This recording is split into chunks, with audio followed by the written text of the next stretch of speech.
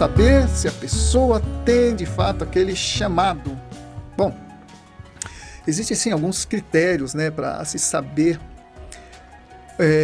ou para se ter certeza do chamado, tá? Os principais, eu vou citar aqui, amados, os principais deles, tá? E aí você faz aí a sua análise. O primeiro é o bom testemunho dos demais, né? Se você é uma pessoa que está mal na foto diante dos colegas, diante da igreja, então aí já é uma indicação que não é o momento ainda para você. Outro indicador, se você tem zelo pela obra de Deus, olha, isso é importante, zelo pela igreja, zelo pelas coisas do Senhor, leva as coisas do Senhor a sério, olha, isso já é um indicador. Se você tem sede de conhecimento das Escrituras, amado, olha, uma das principais indicações de que a pessoa tem um chamado, principalmente para o ministério pastoral, é que ela tem sede do conhecimento das Escrituras, né? Se você tem uma rotina de oração, esse também é um bom indicador. E um indicador também muito importante no caso de um chamado pastoral é o reconhecimento da igreja. Se de repente você fala para todo mundo lá que tem uma vocação pastoral, mas ninguém vê isso em você, então talvez você não esteja pronto ainda. Pode ser que futuramente você seja, Deus venha confirmar isso, né, através de alguém, através da igreja, né? E o reconhecimento também do seu pastor, né, ou da pessoa que te lidera, né, o pastor de baixo que está acima de você, né, do qual você é cobertura sua.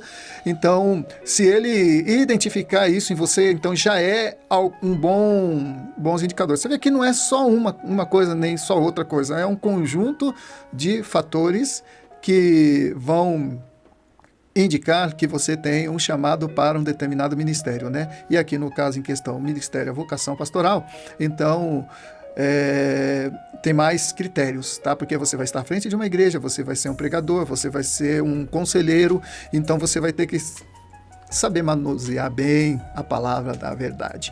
Olha só, para essa pergunta, eu quero então finalizar com a leitura de 1 Timóteo capítulo 3, versículos de 1 a 10. O texto é um pouquinho comprido, mas vale a pena. O Timóteo, o apóstolo Paulo, ele diz para Timóteo o seguinte, ele diz assim: fiel é a palavra. Se alguém aspira o episcopado, ou seja, se alguém deseja ser pastor, né, ou tem um cargo de liderança na igreja, excelente obra almeja. É necessário, portanto, que o bispo, no caso, né, o pastor ou o diácono, né, seja lá qual for, essa palavra, esse conselho do apóstolo Paulo se encaixa em qualquer dessas funções. Então é necessário que você seja irrepreensível, marido de uma só mulher, temperante, ou seja, a pessoa que não se irrita com facilidade, que não esquenta a cabeça com facilidade, sóbrio, modesto. Não, o contrário de modesto é o quê? Orgulhoso. O contrário de sóbrio é o quê? Embriagado ou fora de si, né? Desnorteado, vamos dizer assim. Hospitaleiro, apto para ensinar. O contrário da pessoa que não é apta para ensinar é aquela pessoa que não sabe ensinar ou que não tem um conteúdo para passar. Então, apto para ensinar. Não dado ao vinho, ou seja, alguém que não tem o costume de beber, né? Porque quando você bebe, às vezes fala coisa que não deve, fica meio embriagado. Digo bem embriagado, eu já fui desse meio, então sei como é que funciona a coisa. Não violento, o contrário do não violento é violento. Então estou colocando aqui os antônimos para você entender, né, o que o apóstolo Paulo está dizendo para aquele que deseja ocupar um ministério na igreja. Até porque, amado, todo aquele que ocupa um ministério na igreja, ele acaba sendo modelo do rebanho. Não é só o pastor, não. Aquele que ministra o louvor, aquele que é líder de célula, como é o caso da nossa igreja, né, que nós temos vários líderes de GCs, de células. Então, você acaba sendo um modelo. E o que você fala tem que ter a ver com o que você vive. Senão, você vai ser tido como um hipócrita. Lá, fulano de tal, ele fala, prega bem, prega bonito, mas não vive nada do que diz. Na casa dele, ele é brigão, ele não é hospitaleiro, ele não é sóbrio, não é marido de uma só mulher. A pessoa que almeja o episcopado, ou que um cargo, né, na igreja, inimigo de contendas. O contrário do inimigo de contendas é alguém que é amigo de contenda, aquele que fica arrumando confusão. Não avarento, isso é muito importante, tá? A avareza é uma das indicações de que a pessoa não tem o chamado, não tem mesmo, né? Então não pode ser avarenta. E que Governe bem a própria casa. O governar a própria casa é você ser um bom marido, ser um bom pai. E você não precisa ser perfeito, mas você precisa ser modelo. Criando os filhos sob disciplina, com todo respeito. E aqui há uma entre parênteses, né? Que diz, pois se alguém não sabe governar a própria casa, como cuidará da igreja de Deus? Então a gente vê, amados, que o apóstolo Paulo, então, ele estreita mais o funil aqui para alguém que almeja o episcopado, ou que almeja uma função na igreja, ou que tem um chamado, uma vocação.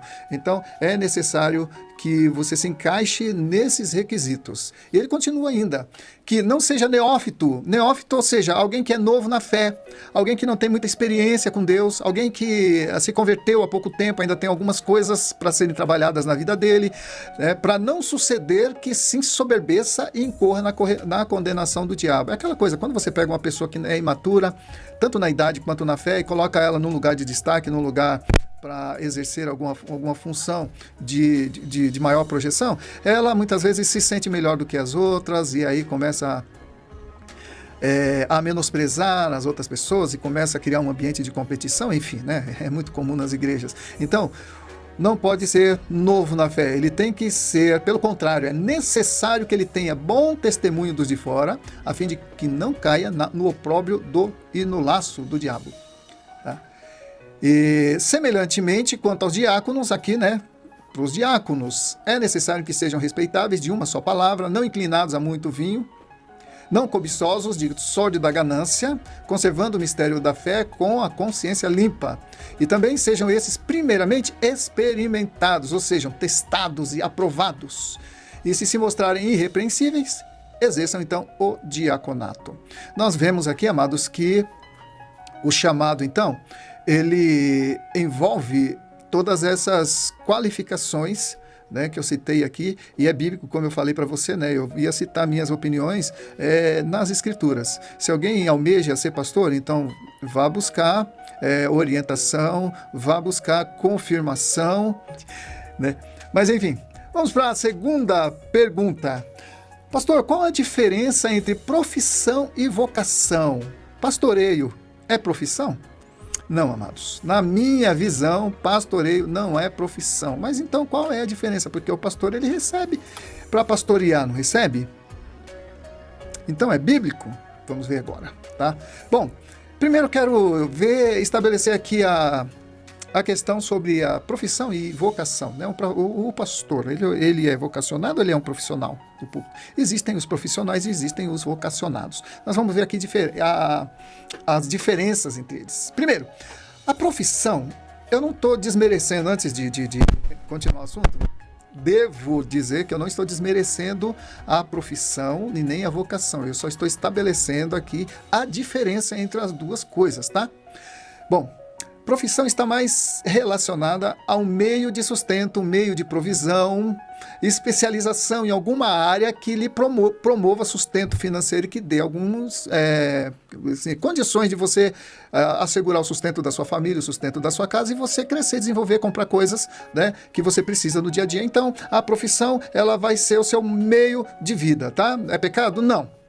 Agora, já a vocação, ela pode até envolver dinheiro. No entanto, a prioridade de quem tem uma vocação, e como a gente está falando do ministério pastoral, do ministério na igreja, tá? A vocação pode até envolver dinheiro, como eu falei, né? Que eu perdi aqui o texto. No entanto, a prioridade, se tratando da esfera religiosa como obra missionária ou ministério pastoral, é o trabalho e nem tanto o salário. Né? A pessoa que tem a vocação para alguma coisa, ela se atém mais à utilidade do que ela vai fazer do que ao salário que ela vai receber. Tá? Então, para um verdadeiro obreiro de Deus, o ganhar almas vem antes do ganhar dinheiro. Se a ênfase é o lucro financeiro, então o chamado deste obreiro é questionável. Tá? Se outro dia eu vi, tem um tempinho já, duas pessoas conversando, falei, olha, o negócio está dando muito dinheiro hoje é abrir igreja. E eu conheço alguns pastores, pela maneira como agem, a gente já faz uma leitura, né? Que realmente faz o trabalho para ganhar dinheiro, né? E não ganhar almas. É claro que o pastor, tá?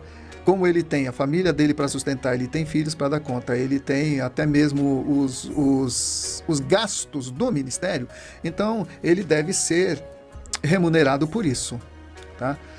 Mas o salário não deve ser a razão da vocação.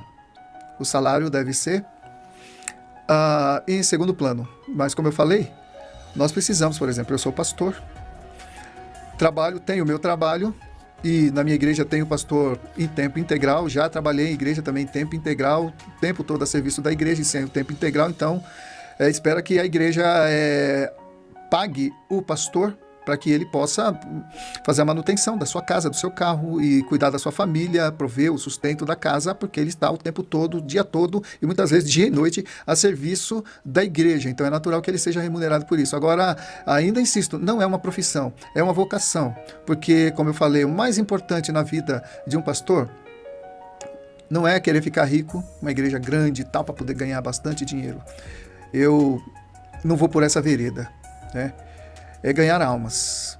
Mas, por outro lado, a própria Bíblia diz que o trabalhador, que o obreiro é digno do seu salário. Para um obreiro, o ganhar almas vem antes do ganhar dinheiro. Isso não quer dizer que ele não vai querer ganhar dinheiro, né? Porque ele precisa de dinheiro para sustentar. Mas o dinheiro não deve ser a razão do ministério, e sim o ganhar almas.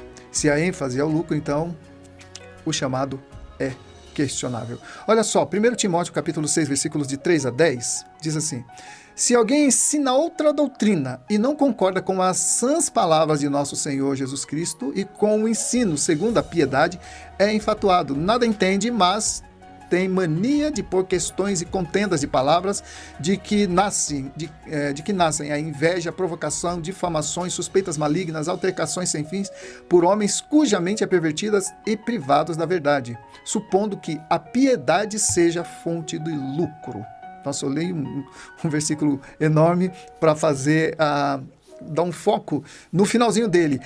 Essas pessoas que supõem que a piedade seja fonte de lucro, ou seja, elas exercem a piedade para lucrarem com isso, para ter uma vantagem financeira. Então, está errado isso, tá?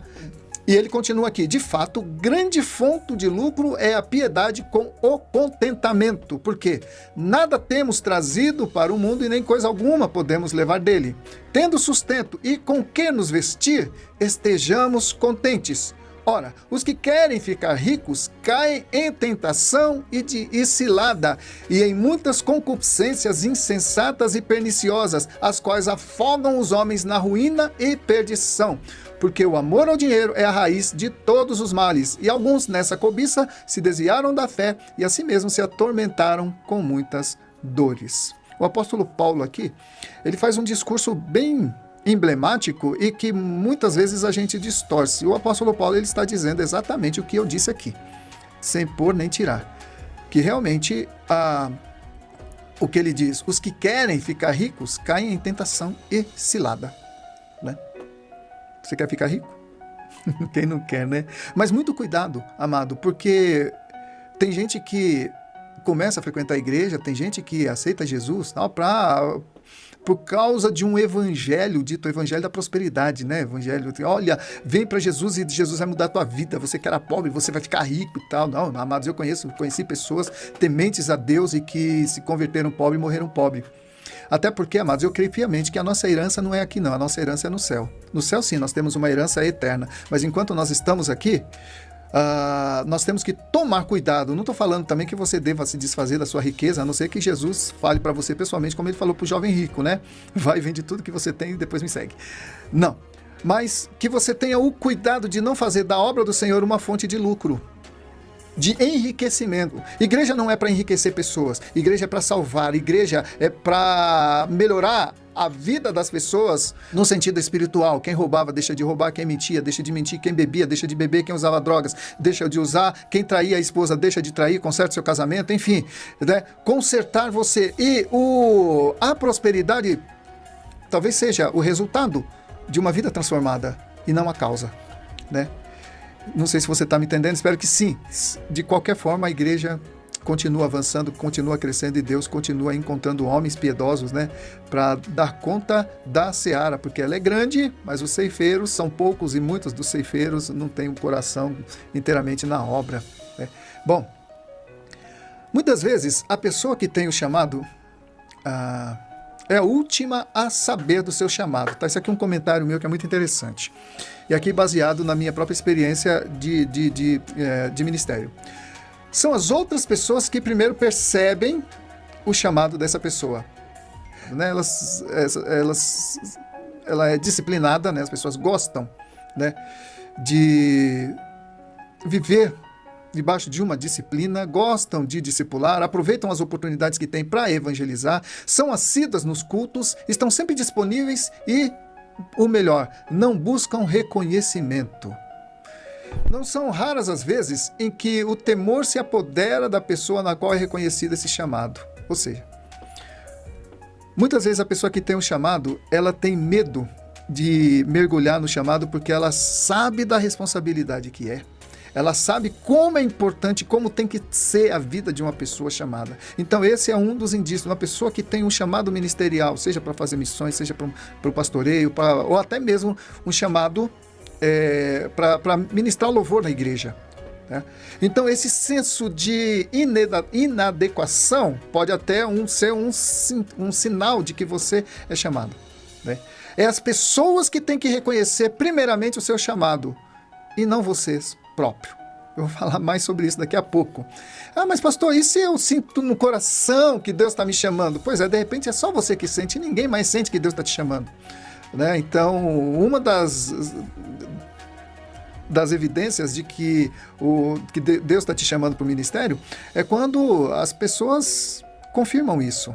Né? Agora, se as pessoas falam, olha, fulano de tal diz que tem um chamado para o ministério tal, mas eu não vejo ela fazendo por onde, ela nem sabe direito quais são as implicações desse ministério, então é arriscado. São raras as vezes em que as pessoas que têm realmente um chamado, elas são as últimas a reconhecerem porque elas temem, apesar de elas trabalharem, fazer, né, movimentam-se na igreja, mas por um senso de obrigação e não porque querem ser aplaudidas, porque querem ser vistas, não, porque Deus as salvou e elas estão lá ali trabalhando, tá? E de repente isso é um indicador de que ela é chamada. E muitas vezes ela fica tão com medo que ela não se sente à altura de tão grande honra, né? À altura da vocação para a qual ela está sendo preparada. Ela não trabalha para ser vista, ela é vista porque trabalha, né? E algumas pessoas que se enquadram nisso, olha só, Moisés. Quando Deus chamou Moisés para ir lá libertar o povo do Egito, o que Moisés fez? No início ele relutou, falou, não, Deus, eu sou pesado de língua, não levo jeito para isso não. Manda outro. E Deus falou, não, Moisés, é você mesmo. E aí, amados, Moisés diz a palavra no final do livro de Deuteronômio, se eu não me engano, quando Moisés morre, Deus fala que não se levantou ninguém, né, tão bom no ministério quanto Moisés. Claro que tem outras palavras, mas parafraseando seria isso, né? Então Moisés, que a princípio não se considerava à altura de tão grande encargo, ele cumpriu direitinho o seu papel. E que falar, amados, de Gideão. Deus apareceu para Gideão e falou, o Senhor é contigo, homem valente. Gideão olhou para os lados assim, deve estar falando com o outro. Não, né? E Gideão temeu, mas Gideão foi um homem que foi usado por Deus. No início, ele achava que era inadequado para a função, mas era Gideão. O que dizer também, amado, de Jeremias? Jeremias, ele disse para Deus, Senhor, eu não passo de uma criança, nem sei falar direito, né? E Jeremias, amados, foi um profeta tremendo, né? Eu vou falar mais um pouco sobre ele depois, mais para frente. Um profeta que profetizou em Jerusalém por 40 anos, né? E era uma pessoa que não sabia falar direito e que achava que não passava de uma criança. E Deus falou para ele, não, você irá para as nações. Sabe quando a pessoa diz, você irá às nações? Né? Mas Jeremias foi o próprio Deus que falou, você irá para as nações. Né? E onde eu te mandar, você irá. Tá? Bom, terceira pergunta. Uma pessoa não vocacionada pode ser bem-sucedida no ministério? Sim, pode. Pode, pastor. Pode. Pode. Nem tudo que dá certo é certo. Mas eu vou explicar melhor. Muitas igrejas crescem com pastores mercenários e seu ministério muitas vezes é bem sucedido. Amados, pasmem vocês, mas isso acontece também. Sucesso ministerial não é sinônimo de vocação ministerial ou de vocação pastoral. Não é. Do contrário, pegar um exemplo contrário disso aí, Noé teria sido mal sucedido. Noé passou dezenas de anos pregando a respeito do dilúvio e ele só salvou a família e os animais. Parece que os únicos que deram ouvidos à pregação de Noé foram a família dele e os animais, ninguém mais. Então, pelo critério de hoje e de alguns, Noé hoje seria um fracassado no ministério porque não conseguiu ganhar a sua geração. E Deus matou toda a geração de Noé, né? Mas não, Deus não via Noé como fracassado, não. Deus falou para Noé, Noé, agora entra na arca, você e sua família e a bicharada toda lá, porque eu tenho visto que você tem andado reto diante de mim. Tá? O que dizer de Jeremias, como eu falei, né, que ia falar mais para frente sobre Jeremias. O que dizer que Jeremias, amados, Jeremias passou 40 anos pregando em Jerusalém, porque Israel já tinha caído na mão dos assírios, né? E Jerusalém estava sendo alvejada pelos babilônicos, pela Babilônia. E o Jeremias, ele pregava, olha, se arrependam, porque Deus já está aí com a repreensão, com o castigo para vir e tal. Jeremias, amado, ele foi ameaçado de morte, ele foi torturado, ele foi lançado numa cisterna para morrer. Jeremias, ele ficou preso, e enfim, Jeremias, ele teve um ministério que, eu vou te dizer a verdade, eu não queria para mim, não. Foi muito sofrimento, o sofrimento de Jeremias. Tem até um filme chamado Jeremias, eu aconselho você a assistir para você ver o que eu estou falando. E melhor ainda, lê o livro de Jeremias, né? Vai narrar tudinho o que Jeremias sofreu. E o livro de Lamentações de Jeremias, porque Jeremias depois ele lamenta que tudo que ele profetizou aconteceu, amados. A destruição de Jerusalém.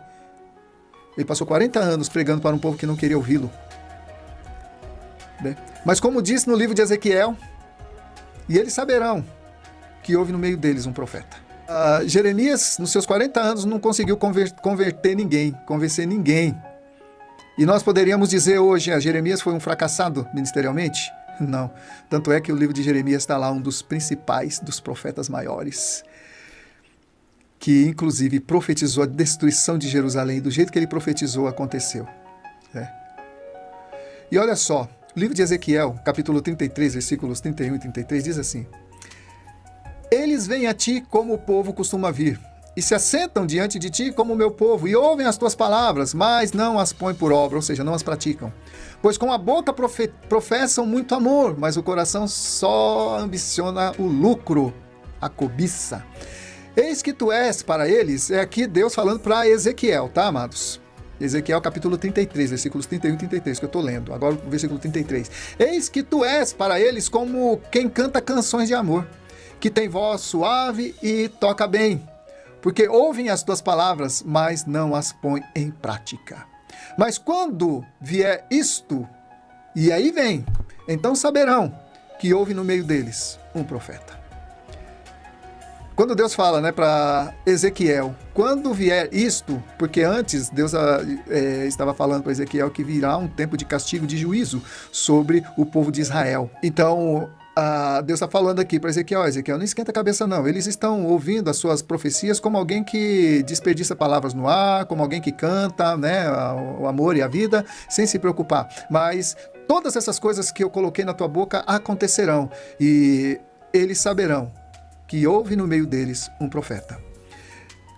Então, nós podemos observar, amados, que igreja grande não é sinal de sucesso ministerial.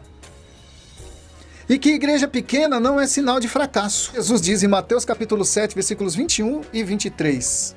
Nem todo que me diz Senhor, Senhor entrará no reino dos céus, mas aquele que faz a vontade do meu Pai que está nos céus. Olha só, Continuando ele, muitos naquele dia hão de dizer-me, Senhor, Senhor, porventura não temos profetizado em teu nome? Em teu nome não expelimos demônios? Em teu nome não fizemos muitos milagres? Em teu nome, aí eu acrescento mais, tá? Isso não está escrito, mas em teu nome não arrebanhei multidões no ministério de louvor, que tinha muita gente ali cantando, em teu nome nós não fizemos muitas obras sociais.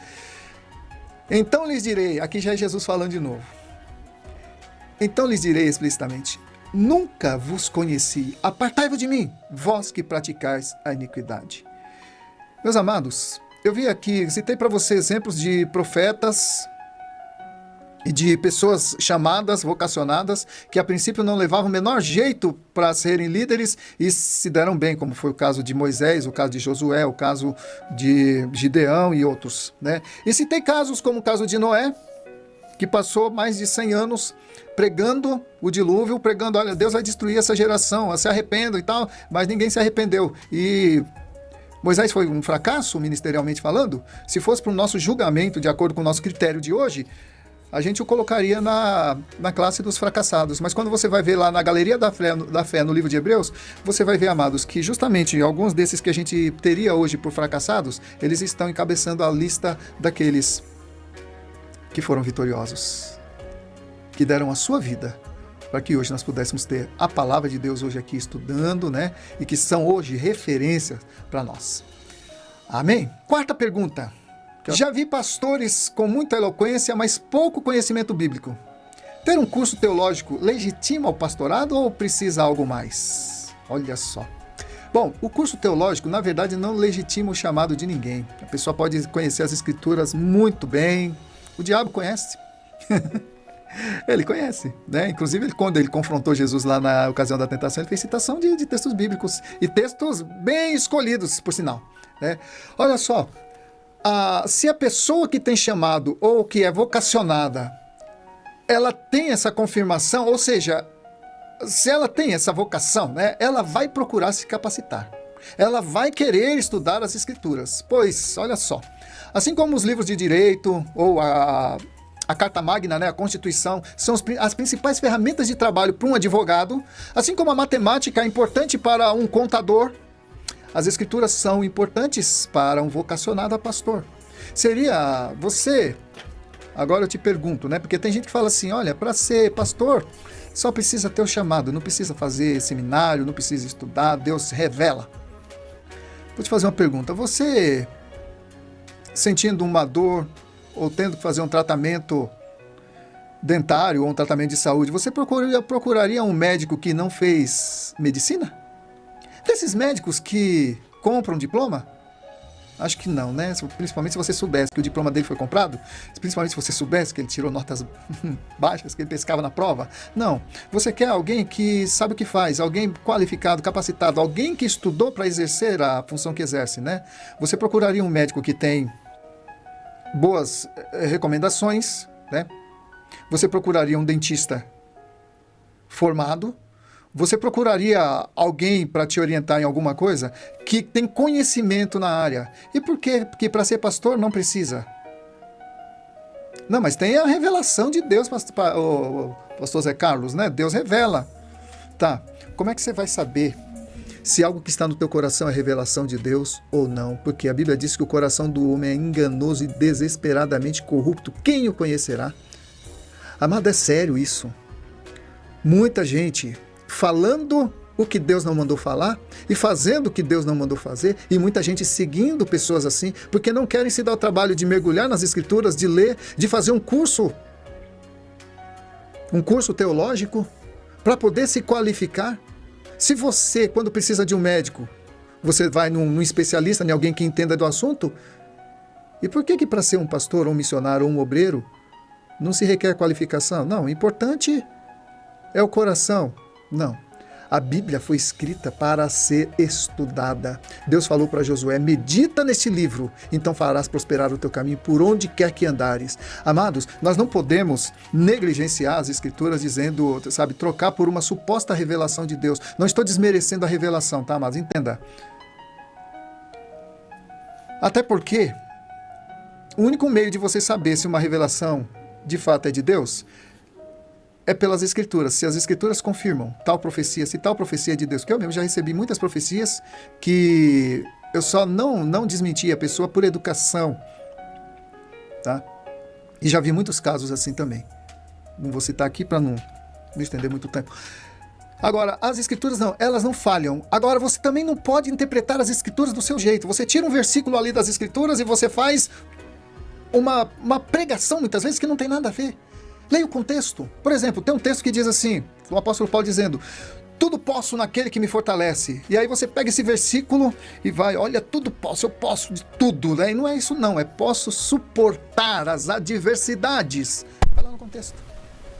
É por isso que é importante, principalmente aquele que prega, aquele que profetiza, aquele que aconselha, estude as Escrituras para você não falar abobrinha, para você não falar besteira, dizendo que foi Deus que mandou falar. Então, amados, olha só, o curso teológico, como eu falei, né, ele não legitima, mas ele te dá instrumentação. Né? Você precisa, o apóstolo Paulo, ele falou para Timóteo, 2 Timóteo 3,15, inclusive é um dos primeiros textos que eu memorizei. Procura apresentar-te a Deus aprovado, como obreiro que não tem de que se envergonhar e que maneja bem a palavra da verdade. E isso serve para todos vocês, para todos nós, tantos que almejam o episcopado, o ministério, sente que tem um chamado, e até você que não sente que tem chamado nenhum, né? É dever de todo cristão. Josué capítulo 1, versículo 7 e 8, Deus tem um recado para nós sobre isso. Tão somente ser forte e corajoso, para teres o cuidado de fazer segundo toda a lei que meu servo Moisés te ordenou. Dela não te desvie nem para a direita nem para a esquerda, para que sejas bem-sucedido por onde quer que andares. Não cesse de falar deste livro da lei, antes medita nele dia e noite, para que tenhas o cuidado de fazer tudo conforme está escrito. Então farás prosperar o teu caminho e serás bem-sucedido. Olha só. É aqui uma exortação a meditar nas Escrituras. E olha que até então só tinha o Pentateuco, né? Mas no livro de Salmos também, nós vamos ver o salmista, no Salmo 119, versículos 9 a 11, dizendo o seguinte: de que maneira poderá o jovem guardar puro o seu caminho? Observando segundo a tua palavra. De todo o coração te busquei, não me deixes fugir aos teus mandamentos. Guardo no coração a tua palavra, para não pecar contra ti. Olha só, amados, quantas exortações, e tem mais, né? O Salmo 119 todinho, ele faz menção da palavra de Deus. São 173 versículos, se eu não me engano. Tá? Bom, e por último, e não menos importante, o chamado pastoral tem prazo de validade? É vitalício? Bom, se é vitalício, eu não sei, vai depender de cada ministério, né? Mas ele tem sim, ele tem um prazo de validade, assim como a sua vida também tem, né?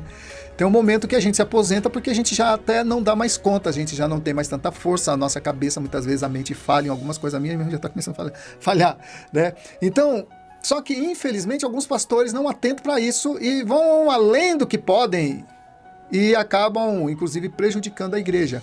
Pastor esquecido, pastor que já não enxerga direito as palavras. Então, olha, se você já não está dando muito conta do recado, o melhor que você tem a fazer é preparar um sucessor ou entregar, né, a igreja aos cuidados de alguém que está mais preparado. É por isso que o pastor sempre tem que ter em mente, né, já um sucessor, alguém que vai substituí-lo, porque a gente não vai ficar para semente não, né? A gente tem que deixar a semente, mas ninguém fica para semente, tá?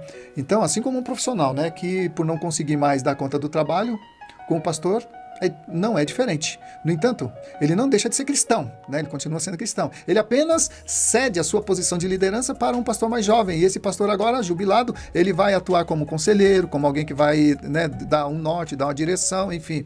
Ele vai continuar ajudando, mas não vai mais estar à frente da igreja. E tudo isso, amado, por uma questão de você conservar a saúde da igreja. O pastor, ele tem que saber qual é o momento exato dele se aposentar, jubilar, né? No ministério a gente fala jubilar, tá? É quando realmente você já está muito cansado e você já não está dando conta mais do ministério, e se você não entrega o cajado para alguém, você começa a prejudicar a igreja, ou seja, você começa a destruir tudo aquilo que você construiu, porque não observou o prazo de validade do seu ministério. Amém? Então é isso que eu queria abordar com você, com a paz do Senhor Jesus, e semana que vem não. E tenham todos uma ótima semana em nome de Jesus.